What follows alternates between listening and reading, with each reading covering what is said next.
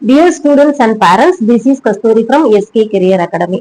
TN medical selection round ஒன்னுக்கான counselling schedule release பண்ணியிருக்காங்க. அதாவது எம்பிபிஎஸ் பிடிஎஸ்க்கான counselling schedule, that is registration, choice filling, choice locking பத்தி நாம இந்த வீடியோல பார்க்க போறோம். அதுக்கு முன்னாடி நம்ம வீடியோ இப்பதான் ஃபர்ஸ்ட் டைம் பாக்குறீங்க அப்படின்னா சப்ஸ்கிரைப் பண்ணிக்கோங்க, பெல் பட்டனை கிளிக் பண்ணிக்கோங்க. 2025ல எம்பிபிஎஸ் ஆகணும் அப்படிங்கிறவங்க ட்ரீமுக்கு all the best students. Okay, வாங்க இப்போ வீடியோக்குள்ள போகலாம். ஓகே, இப்போ பாருங்க, மெடிக்கல் செலக்ஷன் வெப்சைட்ல நம்ம போய்க்கிறோம். ஸோ இதுல போயிட்டு நோட்டிபிகேஷன்ஸ் இருக்கு இல்லையா, ஸோ அந்த நோட்டிபிகேஷன்ஸ் வந்து எடுத்துக்கோங்க. நான் அதை தான் உங்களுக்கு இப்போ எக்ஸ்பிளைன் பண்ண போறேன்.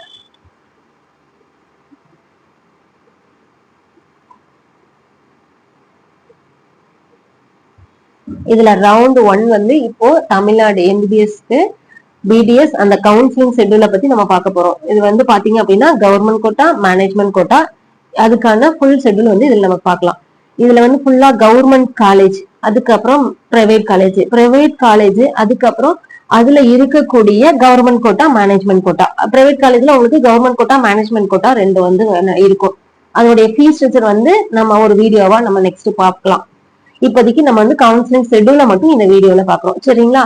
ஃபர்ஸ்ட் வந்து பாத்தீங்க அப்படின்னா எந்த டேட்ல வந்து ப்ராசஸிங் ஸ்டார்ட் பண்ணுது, ப்ராசஸ் வந்து registration, payment, choice filling, choice locking, இது எல்லாமே எந்த டேட்ல ஸ்டார்ட் ஆகுது அப்படின்றத பார்க்கலாம்.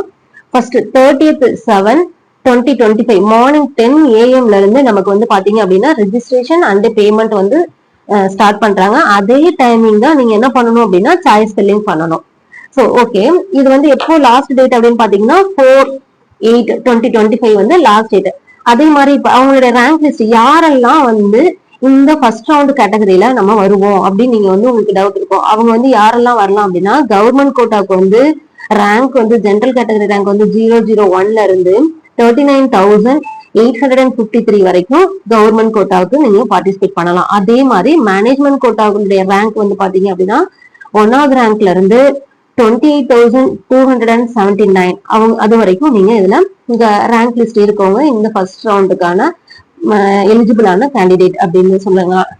அதுக்கப்புறம் பாத்தீங்க அப்படின்னா இப்போ processing of seat allotment, okay, நம்ம சாய்ஸ் ஃபில்லிங் பண்ணிட்டோம், சாய்ஸ் லாக்கிங் பண்ணிட்டோம். நமக்கு வந்து எப்போ சீட் அலாட்மெண்ட் ஆகுது அப்படின்னா 5/8/2025 வந்து நமக்கு சீட் அலாட்மெண்ட் ஆகுது. ஓகே, அதுக்கப்புறம் சீட் அலாட்மெண்ட் அவங்க கொடுத்ததுக்கு அப்புறம் நம்மளுடைய ரிசல்ட் எப்போ பப்ளிஷ் பண்றாங்க அப்படின்னா 6th அன்னைக்கு வந்து நம்மளுடைய ரிசல்ட் வந்து பப்ளிஷ் பண்றாங்க. ரிசல்ட் உங்களுக்கு பப்ளிஷ் பண்ணதுக்கு அப்புறம் நீங்க என்ன பண்றீங்க அப்படின்னா எந்த காலேஜ்ல உங்களுக்கு அலாட்மெண்ட் ஆயிருக்கு அப்படின்னு செக் பண்ணும். ஸோ அலாட்மெண்ட் ஆயிருந்த காலேஜ் உங்களுக்கு ஓகே பிடிச்சிருக்கு அப்படின்னா நீங்க என்ன பண்ணலாம் அப்படின்னா 6th இருந்து உங்களுடைய அலாட்மெண்ட்டை வந்து நீங்க டவுன்லோட் பண்ணிக்கலாம். ஸோ 6th இருந்து 11th வரைக்கும் நீங்க வந்து டவுன்லோட் பண்ற ஆப்ஷன் கொடுத்துருக்காங்க. டவுன்லோட் பண்ணிட்டு அதுக்கப்புறம் நீங்க எப்போனா லாஸ்ட் டேட் ஆஃப் எப்போ வந்து ஜாயின் பண்றோம், எதுக்குள்ள ஜாயின் பண்ணணும்னா 11th வந்து காலேஜ்ல போய் நீங்க ரிப்போர்ட்டிங் அண்ட் ஜாயினிங் கொடுத்தாகணும். ஓகேங்களா? ஸோ அது வந்து ஈவினிங் 5 PM 11th 5 PM நீங்க என்ன பண்ணணும் அப்படின்னா காலேஜ் எந்த காலேஜ்ல அலாட் ஆயிருக்கோ அந்த காலேஜ்ல போயிட்டு நீங்க ரிப்போர்ட்டிங் கொடுத்துடணும். இப்போ வந்து ஜெனரல் இன்ஸ்ட்ரக்ஷன், அதாவது என்ன கொடுத்துருக்காங்க அப்படின்னா நீங்க சாய்ஸ் ஃபில்லிங் பண்ணும்போது எம்பிபிஎஸ் பிடிஎஸ்க்கு உங்களுக்கு வந்து ரிஜிஸ்ட்ரேஷன் ஃபீஸ் வந்து நீங்க பே பண்ணணும். கவுன்சிலிங் கோட்டாவில் நீங்க வந்து இப்போ கவர்மெண்ட் காலேஜுக்கு வந்து 500 rupees நீங்க வந்து கவுன்சிலிங் ஃபீஸ் பே பண்ணணும். அதுவே மேனேஜ்மெண்ட் கோட்டாவா இருந்துச்சு அப்படின்னா மேனேஜ்மெண்ட் கோட்டாவுக்கு நீங்க வந்து 1000 rupees வந்து நீங்க கவுன்சிலிங்க்கு ஃபீஸ் பே பண்ணணும். இந்த கவுன்சிலிங் ஃபீஸ் பே பண்ணும்போது இப்போ ஃபார் எக்ஸாம்பிளுக்கு வந்து நீங்க கவர்மெண்ட் காலேஜ்ல கவர்மெண்ட் மெடிக்கல் காலேஜுக்கு நீங்க ஃபீஸ் கட்டணுமா அப்படின்னா அதுக்கு வந்து கவுன்சிலிங் ஃபீஸ் கிடையாது. அதே மாதிரி கவர்மெண்ட் டென்டல் காலேஜஸ்க்கு நீங்க வந்து ஃபீஸ் கட்டணுமா அப்படின்னா அதுக்கு வந்து கிடையாது.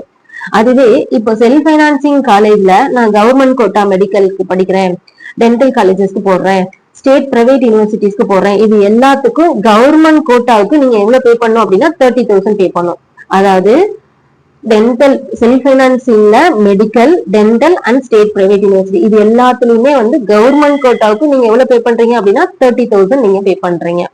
அதுவே எஸ்சி எஸ்டி ஸ்டூடெண்ட்ஸா இருக்கீங்க அப்படின்னா எஸ்சி எஸ்டி ஸ்டூடெண்ட்டுக்கு வந்து உங்களுக்கு இன்கம் வந்து 2.5 lakhக்கு கம்மியா இருக்கு அப்படின்னா நீங்க வந்து இந்த 30,000 கவுன்சிலிங் ஃபீஸ் வந்து பே பண்ண வேண்டியது கிடையாது. நெக்ஸ்ட் வந்து இப்போ மேனேஜ்மெண்ட் கோட்டா, இந்த மேனேஜ்மெண்ட் கோட்டாவுக்கு நீங்க வந்து என்ன பண்றீங்க அப்படின்னா மேனேஜ்மெண்ட் கோட்டாக்கு 1 lakh வந்து நீங்க பே பண்ணும். மேனேஜ்மெண்ட் கோட்டாவில் அதே மாதிரி நீங்க வந்து இப்போ மெடிக்கல் செல்ஃப் பைனான்சிங் ஃபீஸ்ல வந்து படிக்கிறீங்க அப்படின்னா உங்களுக்கு 30,000 கொடுத்திருந்தேன். அதே மாதிரி மேனேஜ்மெண்ட் கோட்டா செல்ஃப் பைனான்சிங் காலேஜ்ல மேனேஜ்மெண்ட் கோட்டாவுக்கு dental and state private universities இது எல்லாத்துக்கும் பார்ட்டிசிபேட் பண்ணணும் அப்படின்னா நீங்க வந்து 1 lakh வந்து பே பண்ணணும்.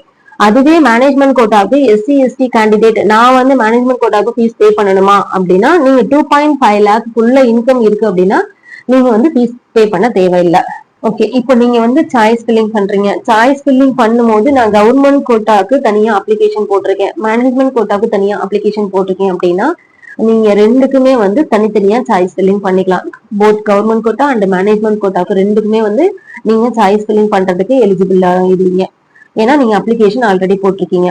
அதே மாதிரி இப்போ ஃபார் எக்ஸாம்பிள் நீங்க வந்து முன்னாடியே லாக் பண்ணிட்டீங்க, இன்னைக்கு வந்து நான் 5th அப்பே வந்து சாய்ஸ் ஃபில்லிங் நான் பண்றேன் அப்படின்னு சொன்னீங்க, நீங்க முன்னாடியே சாய்ஸ் ஃபில்லிங் பண்ணி சாய்ஸ் லாக் பண்ணிட்டீங்க அப்படின்னா உங்களால ஆப்ஷன்ஸ் வந்து மாத்தி பண்ண முடியாது. ஸோ ஒன்ஸ் சாய்ஸ் லாக் பண்றதுக்கு முன்னாடி எல்லா காலேஜஸும் கரெக்டா பண்ணிருக்கமா அப்படின்னு செக் பண்ணிடுங்க. செக் பண்ணிட்டு அதுக்கப்புறம் உங்களுக்கு சாய்ஸ் லாக்கிங்கான டேட் கொடுத்துருக்காங்க 4/8/2025 அந்த டைமிங் கொடுத்துருக்காங்க ஈவினிங் 5 PM. ஸோ அந்த டைமிங் வந்து நீங்க சாய்ஸ் லாக் பண்ணா போதும். அதுக்கு முன்னாடி வரைக்கும் நீங்க சாய்ஸ் லாக்கிங் பண்ண வேண்டாம், என்னோட சஜஷன். அதுக்கு முன்னாடி வரைக்கும் நீங்க என்ன பண்றீங்க அப்படின்னா சாய்ஸ் ஃபில்லிங் வந்து எதனால ஆர்டர் மாத்தி வைக்கணுமா அப்படின்ற மாதிரி இருந்துச்சுன்னா நீங்க அதை செக் பண்ணிக்கோங்க.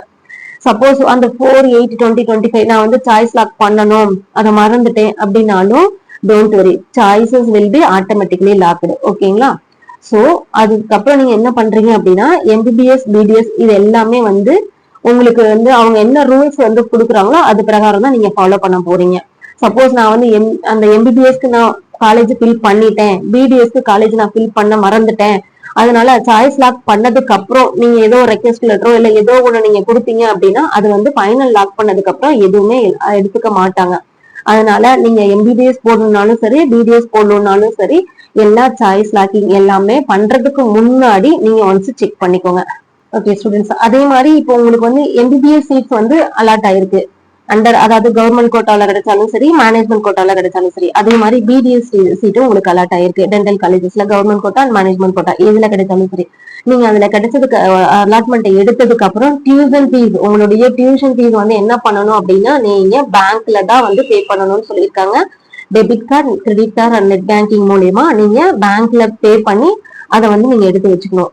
இன்னும் ரொம்ப ஸ்ட்ரிக்டா சொல்லியிருக்காங்க, சஃபிசியன்ட் பேலன்ஸ் வந்து உங்களுடைய அக்கௌண்ட்ல வச்சுக்கோங்க. நீங்க வந்து இப்ப ஃபார் எக்ஸாம்பிள் 13.5 lakh நீங்க பே பண்ணணும் அப்படின்னா உங்களால பே பண்ண முடியாதுன்னு நீங்க சொல்ல முடியாது. நீங்க பேங்க் மேனேஜரை போய் கான்டாக்ட் பண்ணுங்க, உங்க பேங்க் மேனேஜர் வந்து உங்க எல்லாத்துக்கும் அதுக்கு உங்களுக்கு சப்போர்ட் பண்ணுவாங்க.